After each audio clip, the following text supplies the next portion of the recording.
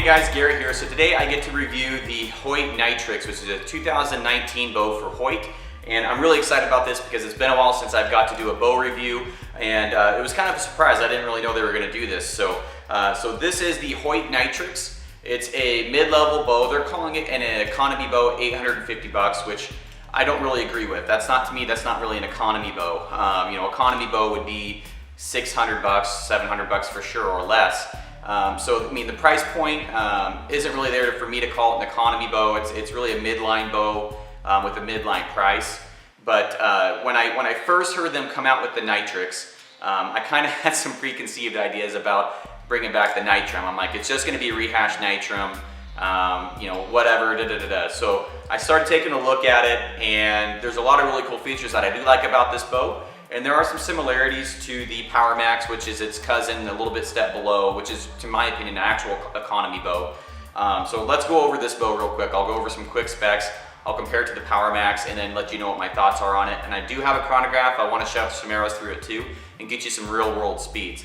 So at this bow, it has a 31.5-inch axle to axle. I really like that. I shoot that kind of axle to axle really well, that 31 to 33 inch.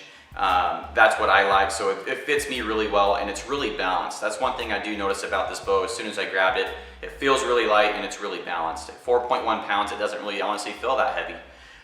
It does have some features that the Redworks has, which I have. I have the Redworks Turbo that I shoot. It's got the same roller guard, it's got the same limbs, and it's got some really good features there. It's got the same handle and everything. So you're getting some of the higher price point things in this mid-level bow that hopefully are going to make it shoot really well.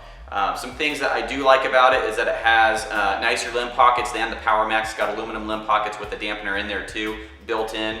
And they did come out with a new string stop, which I'm curious to see if it really does make a difference. It seems like most of the Hoyts this year do have a vibration. I put a nicer stabilizer spider tracker bar on mine, and it really got rid of most of it on my Redworks Turbo. But I'm curious if this mid-level bow is going to have the vibration that those do as well, because I know the Power Max has quite a bit of vibration in my opinion. But it's a 6.5-inch brace height bow, and if we're going to compare this to the Nitrum, which I immediately did, if you go back to 2015, the Nitrum had a 6.75, so a 6.75-inch brace height. It shot just 1 feet per second slower than this bow, despite this bow being an 80% let off to the Nitrum 75% let off. So they got that extra speed by shortening up the brace height. They made it easier to hold at full draw, which I appreciate. For me, that trade-off is well worth it to keep the speed up there. A 6.5-inch brace height is, in my opinion, that's really good. I shoot that really well. It's very similar to this bow right here, which is the Power Max. So I'm going to hold them up next to each other. You guys can see the differences. It's really, really similar. So the Power Max is a 31-inch axle to axle. This is a 31.5. So it's basically the same riser, okay, just a little bit longer. The differences between here is you can see the limb pockets. You have a plastic one versus a nicer aluminum one here. And then you can see it's got the older style string stop, and it's got the clunkier kind of handle. It really feels cheaper kind of handle here. So you are getting some different qualities in different parts in this bow. You have the Nitrix cams, which is really basically it's a 2 cam that have a number 2 cam and a number 3 cam. It's just way more adjustable than the previous models. So that's the biggest differences that I can see between these two. This one does have quite a bit of vibration. It's a lot of the same specs as the Nitrum, 6.7-inch brace height.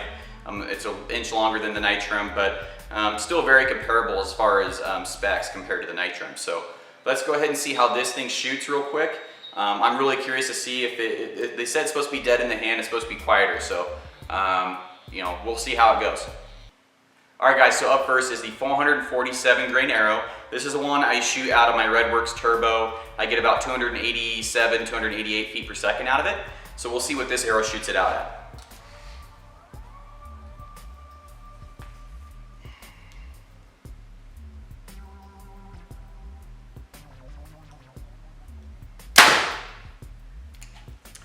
So we got 279. Now here goes the 481 grain arrow. The draw's a little stiff on the beginning on the front end there. but it's really overall smooth.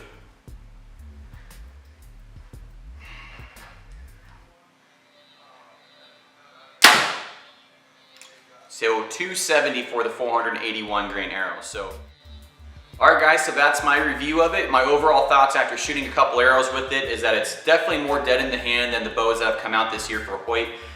It's on par for quietness, but it's definitely a lot less vibration out of this bow. It balances really well. The draw is pretty stiff on the front end, but once you get it going, it's pretty smooth into the back wall, and it sits really nice. I'll be honest with you, it's a really well balanced bow. 80% lot off is absolute money for what this thing is at a 6.5 inch brace height. I really enjoyed shooting those 2 arrows, but you know, overall, to give you an analogy, I kind of feel like a Hyperforce had a baby with a Power Max, and you get a lot of those kind of qualities of both of those bows intertwined, but it's more dead in the hand than both of those bows. So take it for what it's worth. I think it's worth the 850 bucks. But I wouldn't call it an economy bow. That's just the price point's less than that for an economy bow. You got to be around 700, 600 bucks for an economy bow, in my opinion. So for a midline bow, it's an absolute midline bow. I actually kind of like it more than the Hyperforce, maybe. It's right up there. I like how it shoots. So give this bow a shot, or give this bow a look, and let me know what you guys think, and I'll see you on the next one. Bye.